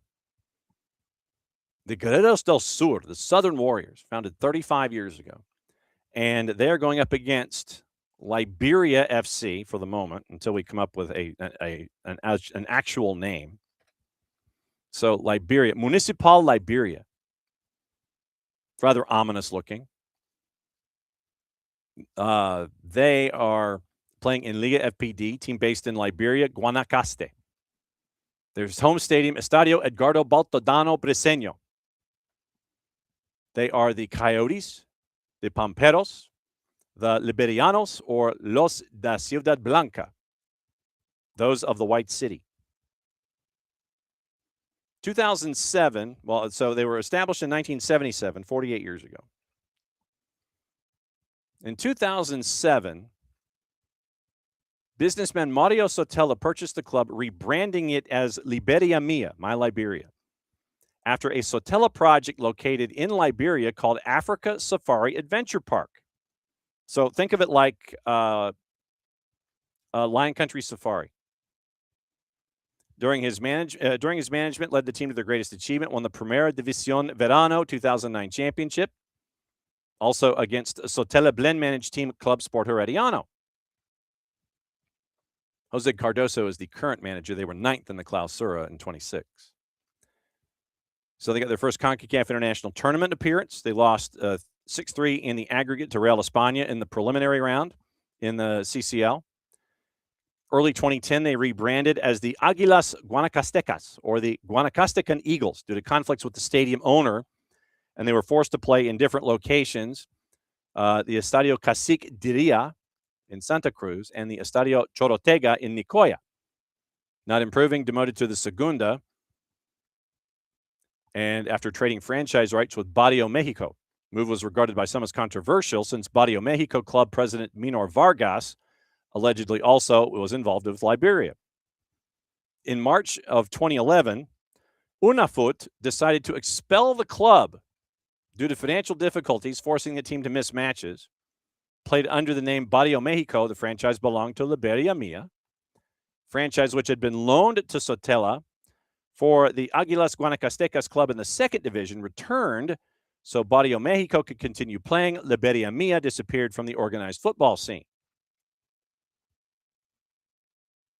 And then in 2009, once again, Liberia Mia won the Verano Championship out. Summer of 2011, Manrique Cibaja bought 80 Desamprados, rebranded them as Los Coyotes de Municipal Liberia.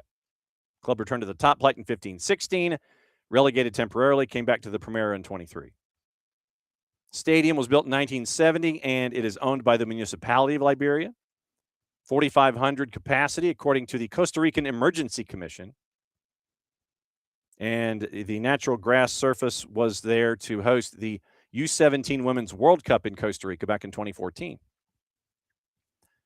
Currently, once again, mostly a Costa Rican roster. Anthony Monreal is in net from Mexico. Eric Torres. No. Is that? Oh, is that? Is that? Is that Cubo Torres? Hang on just a second. We might have stumbled upon Cubo Torres here. Cubo Torres. Is it? No, he's at Sporting. Nuts. Sporting San Jose. So he is in Costa Rica, but he's at Sporting San Jose. Oh, man. That's close. We were close because I thought it was, when it said Eric Torres, I was like, wait a minute. And so Municipal Liberia. So it could be any one of 3 footballers.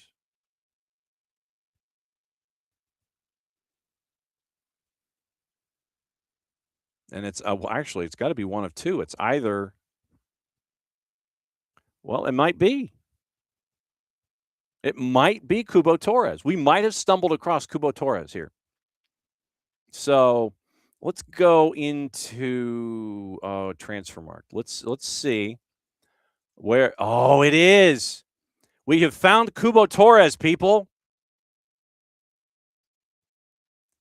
We have found Cubo Torres. By absolute accident, we have found Cubo Torres. So right now, in the Clausura, 9 matches, 1 goal for AD Municipal Liberia. This has made my night.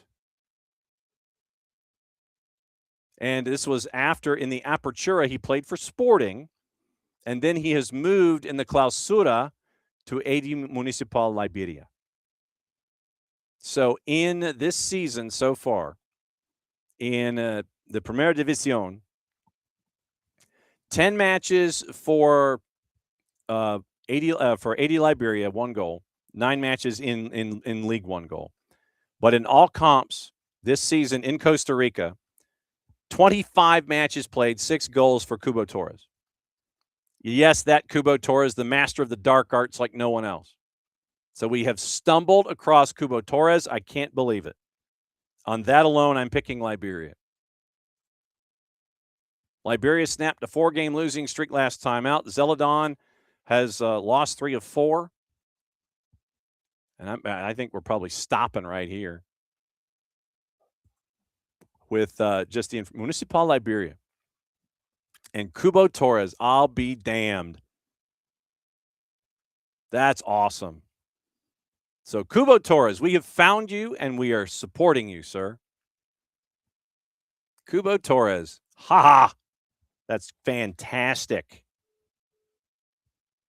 So, I'm picking Liberia. I don't know about the rest of you, but it is strictly on the fact that they have Cubo Torres. That is fantastic. That has made my day. Absolutely has made my day. So, Cubo Torres, we have found you. 4 card. It bet it woke you up. Woke me up too. I was like, wait a minute. So, yes. So, our second match, Cubo Torres playing for 80 Liberia in the Costa Rican Primera, 7 versus 8 on Wednesday afternoon. Zeladon in Liberia. Zeladon's a plus 145 at home. Draws a plus 220. I don't care. I'm picking Liberia. 2-2-5. And they've got Cubo Torres. That is great. We learned about Municipal Liberia and we found Cubo Torres all in the same picks of the week. I knew there was a reason that we were here tonight. I knew there was a reason where we would sit there and we would look at Costa Rica. We found it. And we're there. Fantastic. Okay. That's tremendous. That is blanking tremendous. All right. So now, let's see what else we can get into here. I don't like those. Like I said, and I know where I'm going on a couple of others leading into the weekend, and those leading into the weekend will be kind of chill by comparison. So let's see here. I know we're going there, and I know we've gone there. We've been there a couple times. As like I said, I'm literally looking at it's like, okay, where can we go? Where can we go? Where can we go? We can't go there because their league has already played this weekend. So let's see. Can we go here? Can we go there? I'm looking for something on the 5th. I'm looking for something on the 5th to lead into Friday, because that's where it is on Fridays. 6th and the 7th, and so Friday is the 6th. Saturday is the 7th. Wow, none of those matchups are appealing at all in that league, so that's not going to happen. Let's see. What about here? Can we do something here? Give me some odds. So you tell me that you got 4 matches and then you don't have any matches. We'll post odds when games are being played. You're not helping a man. You're really not. You know that matches are being played, but then you're not going to post anything until you have odds on said matches. That's not very nice. And I'm looking for things like in Kyrgyzstan to try and jazz things up a bit. But no, we can't have that. I'm literally looking at trying to see if there's anything as soon as bookmaker odds become available. You're not helping me. You tell me that there's action going on. I think it was. OG, I think you're right. I think it was Destiny. Dark Arts Dark Arts Major, Kubo Torres. We found Kubo Torres for picks of the week. That is tremendous. I'm beside myself right now at how lucky we were. Go to Gabon. Okay, well, hang on, OG. Let me see. Well, Gabon doesn't have anything posted, at least where I'm going. I'm going off of our friends at Odds Portal, and I have not been able to. They're not helping. They're not helping folks out. They're really not. And let's see. So can we go here? Well, what about here? Can we go there? Well, we could, but it's at like different times, and the odds kind of stink. All right. Hang on. Because I know that the weekend we're going to kind of keep it close to home, so that's going to be pretty easy. You're really chapping me now. It's like if we got 5 matches, we'll post when we got matches. You suck. All right. Let's see. So hang on. Yeah, I know that you'll post these. All right. So what am I looking for here? Something. So Friday is the 6th.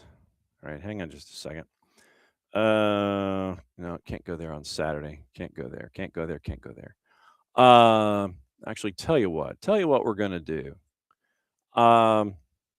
Since we've been to the Premier League, 3rd and 6th, and okay, tell you what. All right, we're gonna go to League 2 in England for the only matchup of the day. EFL League 2 is pick number 3. 2:45 Eastern Time on Friday afternoon. Cheltenham Town and Barrow. Cheltenham and Barrow. We'll get into the backgrounds here in a sec. The Spirites, I believe, this Cheltenham Town. Cheltenham's a plus 140, draws a plus 210. Barrow is a plus 170. And in the standings right now, Cheltenham. Oh, that's right. Cheltenham is 18th, and they're at 36 points. There is a bit of a gulf between the teams that are at 500 or better, who are like at 44 points, basically 17th and up, and then the folks that are kind of fighting for survival. Barrow is in a relegation fight right now. Barrow is in 22nd of the 24 teams. They are at 27 points, and the only thing keeping them out of the relegation zone away from Harrogate Town is goal difference. They have a 9-goal difference on Harrogate Town, and they have scored 33, but they've given up 51. They have lost 4 of 5, and they are a slight underdog heading to Cheltenham. Cheltenham is 9 points better. Cheltenham really hasn't been doing themselves a whole lot of favors. Recently, they've drawn 3 of their last 4, but they're unbeaten in 4. And so Cheltenham right now, 36 points, 18th place. Barrow in a relegation fight. There are 4 teams separated by 3 points at the bottom in League 2. Crawley Town, Barrow, Harrogate Town, and Newport County. Newport County is the 3rd team in Wales that is in the EFL pyramid, by the way. But they are on the verge of getting relegated right now as things stand. 4 points, 4 teams, 3 points in the relegation battle in League 2. So Barrow has lost 3 in a row, 4 of 5. Heading to Cheltenham. Cheltenham needs the win to try to get closer and closer in this second group to give themselves a little bit more breathing room and stay away from relegation. So I'm going to go with Cheltenham here, even though it's on the plus side, but it's a good plus. It's a plus 140. So Cheltenham at a plus 140 over Barrow at home on Friday. So now, Friday night, this is where we go to the Chilean Primera. And so the Chilean Primera is pick number 4. 6:30 Eastern Time, Deportivo Concepcion and Nublense. Deportivo Concepcion is a slight underdog at home at a plus 170. Draws a plus 220, and Nublense is a plus 160. Looking at the standings, Deportivo Concepcion is in 15th. They are in the relegation zone, but they have just started this particular section of the schedule in the Liga de Primera in Chile. They have just started. And you could probably watch this on Fanatis, fntz.co/soccer down here. So in the Chilean Primera, Deportivo Concepcion has had not a good start. They are 1-1-3, but after losing their first 3, they have 4 points in their last 2 matches. But they're still in the current relegation zone. But still, it's early. You are literally 5 matches into 30. So 5 matches into 15. So Deportivo Concepcion, 4 points, but they've gotten them all in their last 2 matches. And they are a dog at home to Nublense. Nublense is out of the blocks. They're in 6th right now. And they are at 2-2-1, 8 points. They started out winning, or they unbeaten in their first 4. Then they lost last time out. And once again, they lost to Universidad Católica. Yes, you can see these matches on Fanatis, by the way. So Nublense, first 5 matches, they had a result in their first 4, lost last time out at home, and they're going to Deportivo Concepcion, where they are the favorite, however slight. 6:30 Friday night. I'm going to go with Nublense. So Nublense is number 4. So Deportivo Concepcion and Nublense. Let's get into this history lesson a little bit and find out about these 2 teams. I don't know if we can beat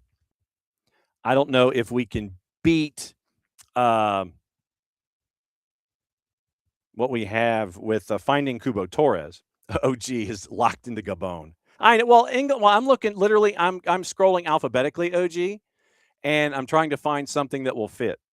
And so the lower divisions in England, yes, it is a default. So Deportes Concepcion, sorry.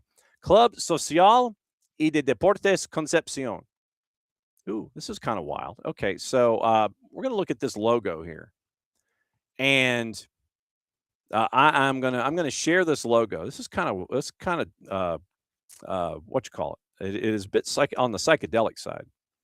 So here is the Escudo Deportes Concepcion logo. So this is them. It's got it looks like Lucky Charms almost, except it's got flowers with it. So Deportes Concepcion, thanks to our friends at Wikipedia. So that is their logo. That is Deportes Concepcion, who is part of the discussion. And Deportes Concepcion, it is, they are Conce, León de Colau, or the Lilas. I'm guessing they're the Lilacs or the León de Colau.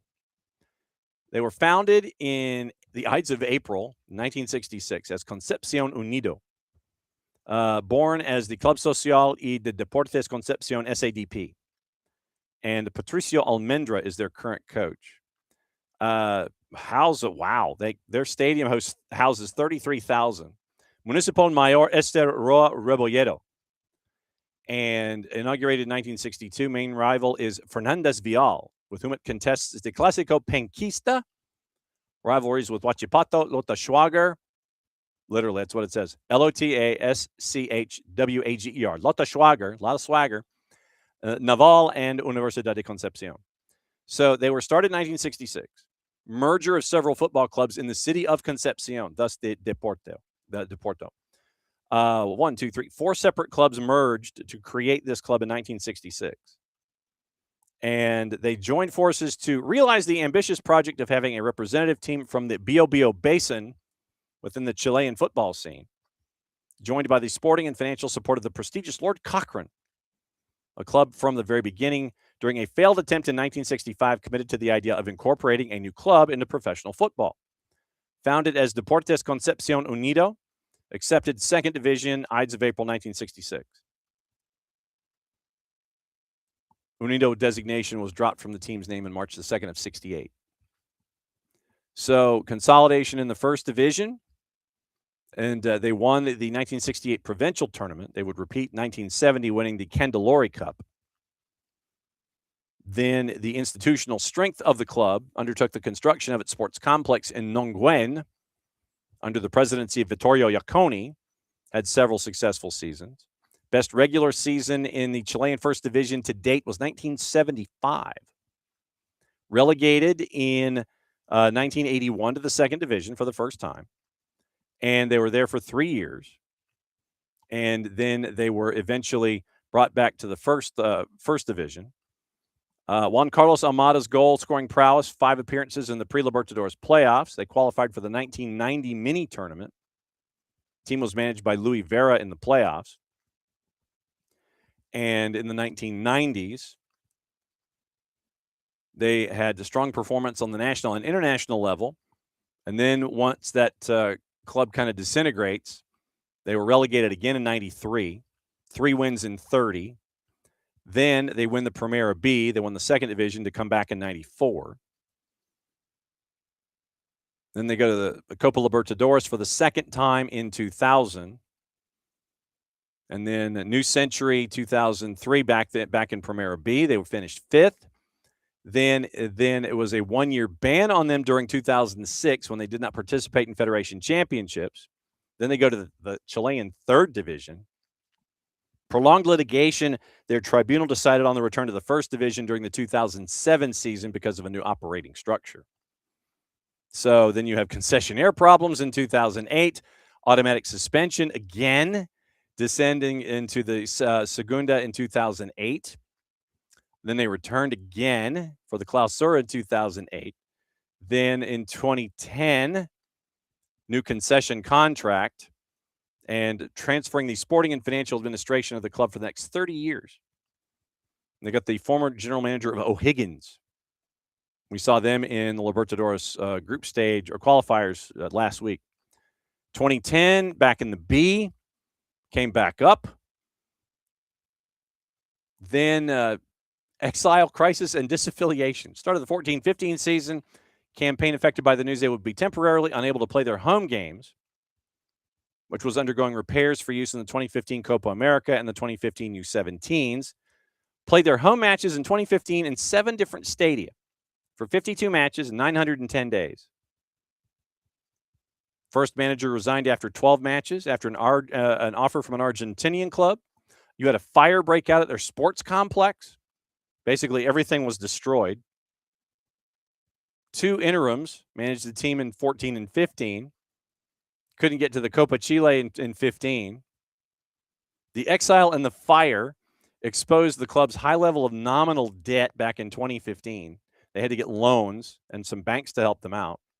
And there was a vote of disaffiliation. It was so bad in 2016, there was a vote for disaffiliation. So basically, things were so bad that you had 90% of the folks wanting to kick them out of the league. And then you had a group of fans come back in 2016, reactivating the social club, the original institution of the team. They debuted again in the third division B. Then they go to third division A, back into the pros in 2019. So basically from, say, 2018, when they were in like the non-league structure, which is third division in Chile, they have come all the way back in 7 or 8 years to where they are now. The origin of their nickname, the Lion of Colau, is owed to legendary player Geraldo Peña, defender in the 60s and the 70s. On one occasion, the team was playing against Universidad Técnica del Estado.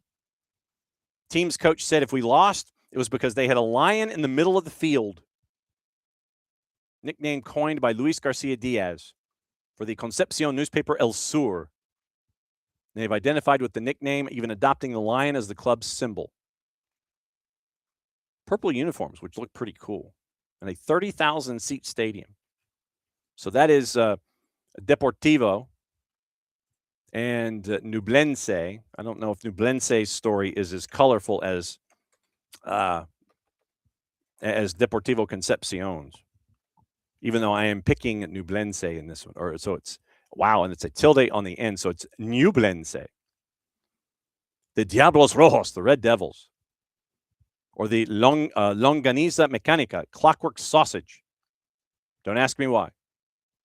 The Clockwork Sausage is a part of the picks of the week, and that's why I'm picking them, because you got to be the Clockwork Sausage, you know? Estadio Municipal Nelson Oyarzun Arenas in Chillán seats 12,000. But the Clockwork Sausage, Nublense, that I don't think we need to go any further.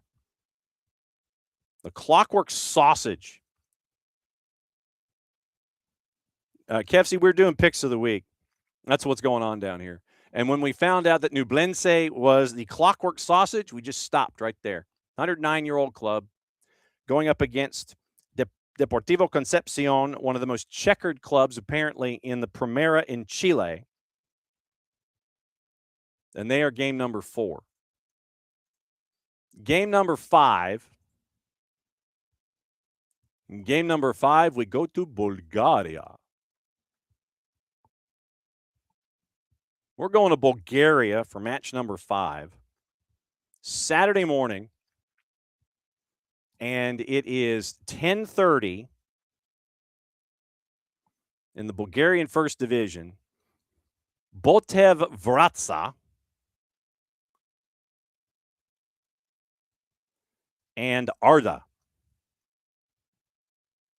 Botev Vratsa is a plus 229. Draws a plus 179. And Arda is a plus 129. We got to find out about Botev Vratsa here in a second. Standings. This is the league that has Ludogorets Razgrad that we talk about every once in a while. Levski Sofia and Ludogorets are the class of the division. Botev Vratsa is 9th, and apparently they play the dreaded split in Bulgaria.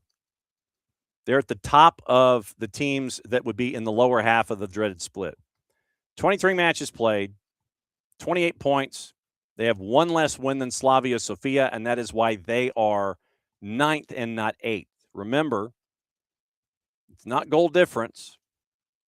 It is wins. That is your first category. So Botev Vratsa has one less win than Slavia Sofia at 28 points. They've got better goal difference, but because they have one less win, that's why they're 9th, top team in the lower half, and not in the bottom team in the upper half. And then Arda is 7th at 31 points. Arda is on the road, 8, 7, and 8 at 31 points. They have won 2 of their last 3 to get to 7th place. But you got 5 teams separated by 5 points to either get into the upper half or drop to the bottom half of the dreaded split in Bulgaria. So Arda has won 2 of 3. Botev Vratsa has drawn 4 of 5. I'm going to go draw, just because Botev Vratsa seems that they just want to kind of draw their way through life. Happy to be here. And they're all goalless draws. Wow. Wow. They have not scored a goal, and they haven't given up a goal in their last 3 matches. The one match that they lost was to Levski Sofia 3-1. But literally, outside of that loss to the top team in the table, they've drawn 4 out of 5, all by a goalless draw. Botev Vratsa apparently has one of the best defenses in the league. They have one of the worst offenses, but they got one of the best defenses. Their defense is tied for their defense is tied for 4th in the Bulgarian Premier, the top flight, because they have had 3 goalless draw shutouts in a row, and 4 of their last 5 where they've gotten points have all been goalless draws. Wow. I've never seen a run like that. So Botev Vratsa has tied for the 4th best defense in the Bulgarian top flight. But they ain't scoring for nothing. So I'm going goalless draw here, just because Botev Vratsa is crazy good defensively, apparently. So Botev Vratsa. POFC Botev Vratsa. The Green Lions playing in Stadion Risto Botev, 105 years old, seated 8,900 and a capacity of 25,000. Club founded 1921, situated in the Risto Botev Sport Complex, which would make sense, eastern part of Vratsa. Initially, the stadium had 25,000. Recent reconstruction that took place 4 times since 2008. 9 reconstructed seated sectors, total of 8,935 seats. Founded 1921. Place of foundation is a playground near the old market in Vratsa. Various sport clubs were there from 21 to 56. Second division, top flight. Vratsa has played 788 matches in the top flight of Bulgarian football. Most glorious moment, 1971.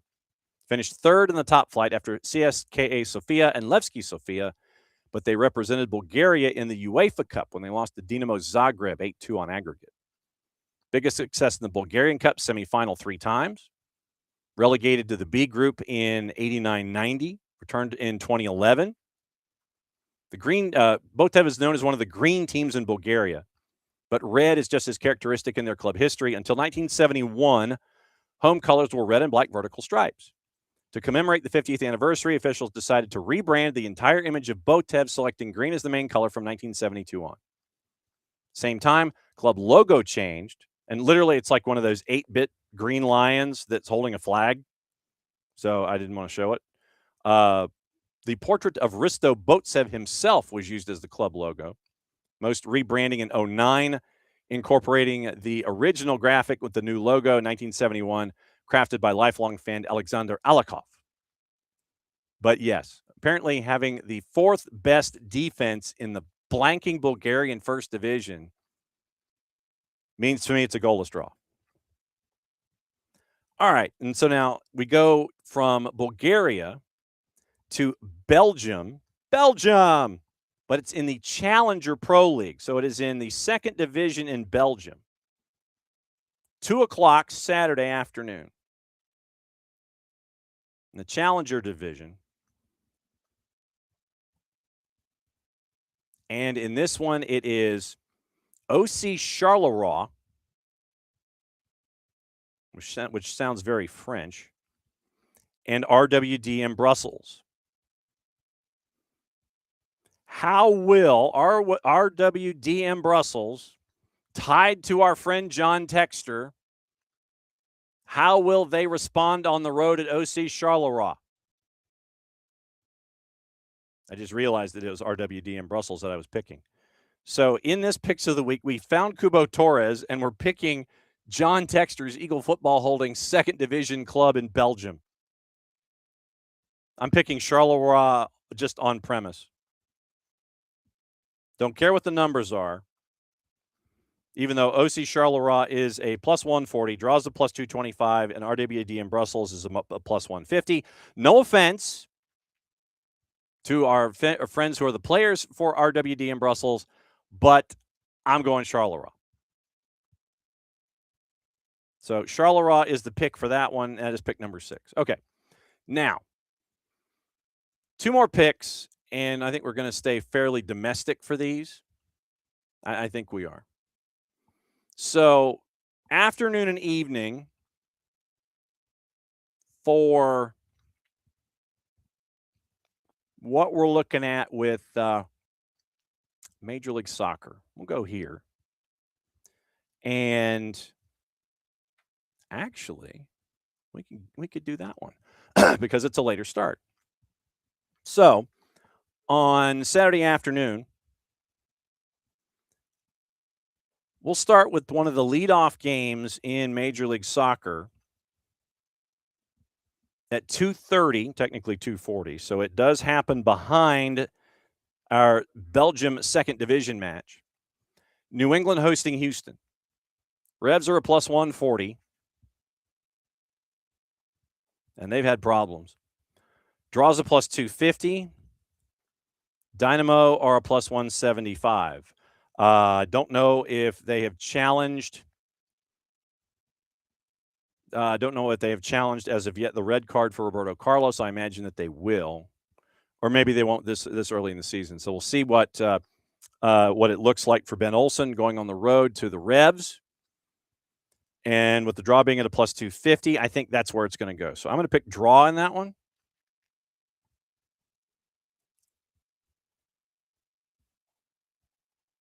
So we got 7 down and we got 1 more to go.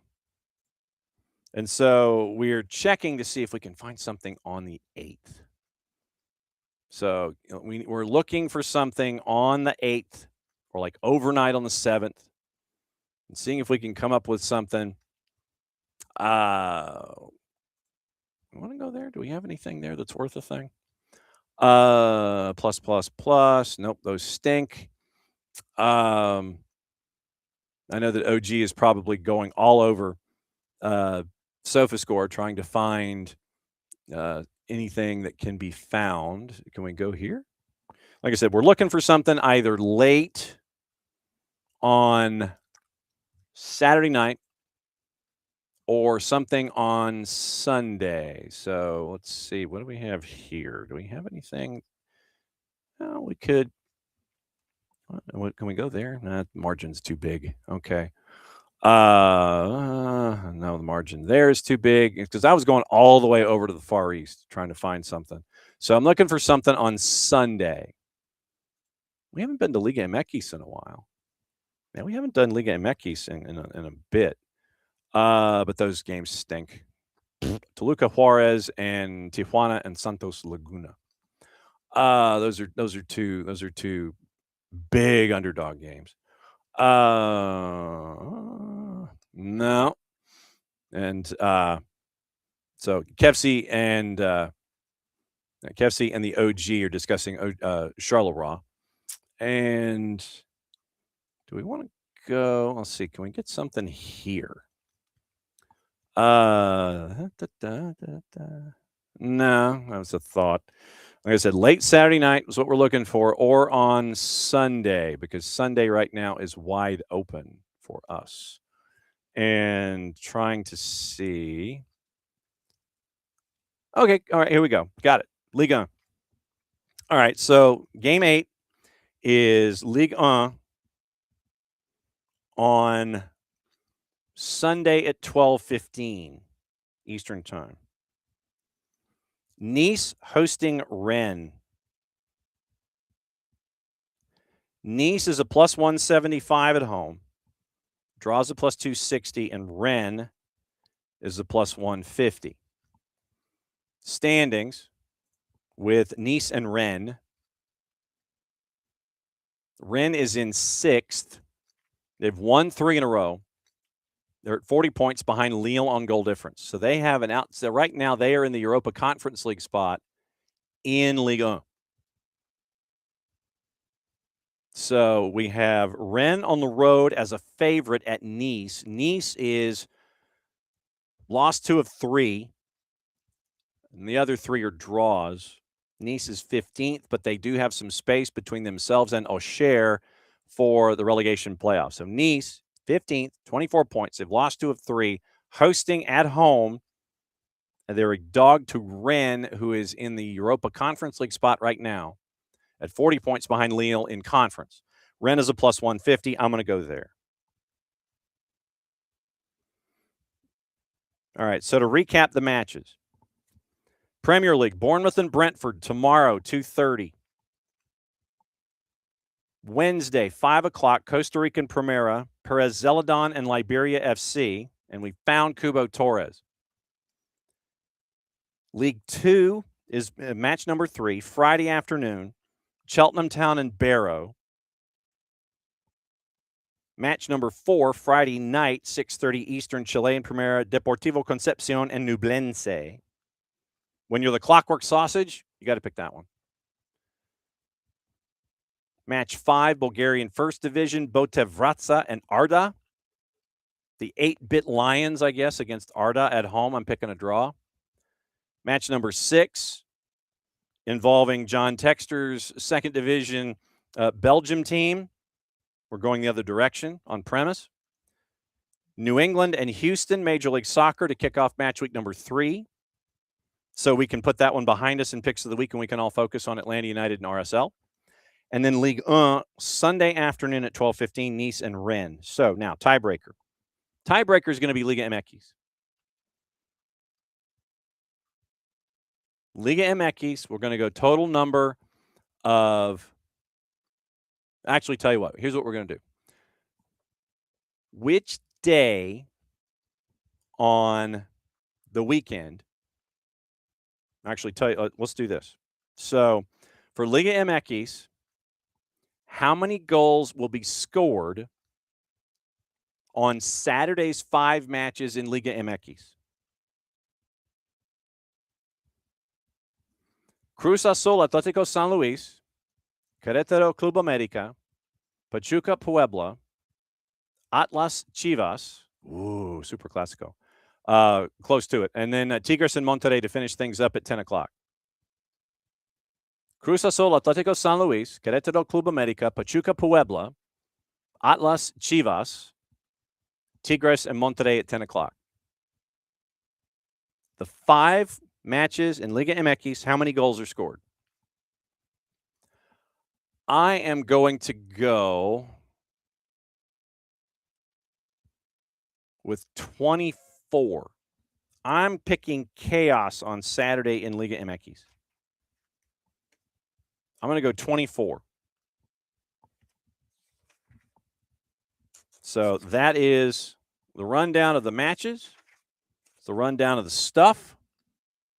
And that gets us ready for another week of Picks of the Week, where we found Cubo Torres and we found the Clockwork Sausage. I can't thank y'all enough for hanging out with us as you always do. And it is great to see OG, great to see Kefsey, and great to see I saw that D. Graham was in early. And so let's see who else was in here. Oh, SMCCC 18. Yeah, it is very bad. And by the way, SMCCC 18, don't be a stranger. We're here, depending on where you are on the planet. We start 8 o'clock Eastern time, U.S. We go 8 to 10. I talk a lot. We go past 10 o'clock. I mean, the second hour of the show is always our Picks of the Week segment. So good to see OG, who wanted us to go to Gabon. 4-card, Ricky, D. Graham, and SMCCC. Glad SMCCC. I'm going to bring you in here. So you're already up. So SMCCC 18, good to see you. Don't be a stranger. This is where we are every single night, every single Monday night. We're live with the morning show, 9:05 a.m. Eastern time with me, Monday through Friday. Usually go 2 hours, maybe more. Tomorrow, once again, on the morning show, coming up in 11 hours or 10 hours and 57 minutes. Dave Leno, the play-by-play voice of Philadelphia Union, 9:30. Casey White joining us at 10. Allie Curtis, president of MLS Next Pro, is going to join us at 10:30.